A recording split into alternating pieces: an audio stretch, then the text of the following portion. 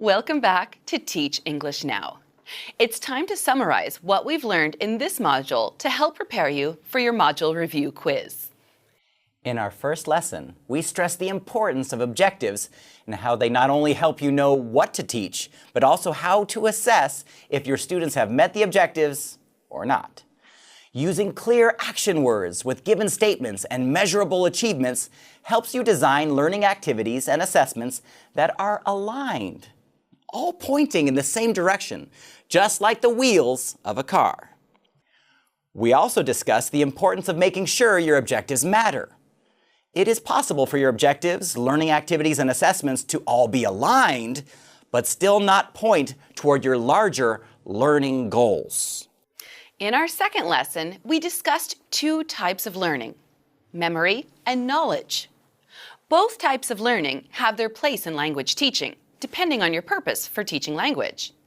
However, for most language teachers today, their main purpose is for students to learn to communicate in the target language, which requires much more knowledge learning, or application learning, than rote memorization.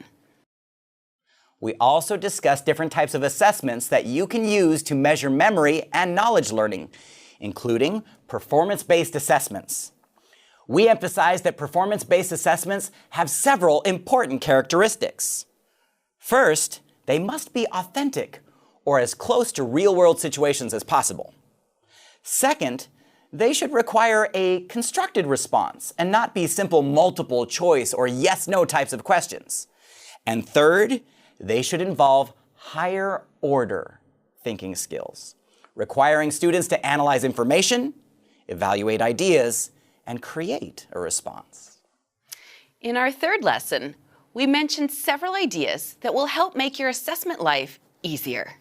We talked about the difference between formative and summative assessment and emphasized that you should try to include much more formative than summative assessments in your classes. Remember, formative assessment is meant to give students feedback on their learning progress and to help teachers find gaps in students' learning. Summative learning is more to evaluate students' performance and make a decision based on their performance. We also stressed the importance of having a clear rubric and using peers to provide feedback. Think carefully about the different categories you want to assess and what levels of performance you expect to see, and write clear descriptions of the characteristics of each level. Go through these descriptions with the students to make sure they understand what is expected and how they will be evaluated. If you have models of student work you can show at each level, that can help students understand more clearly.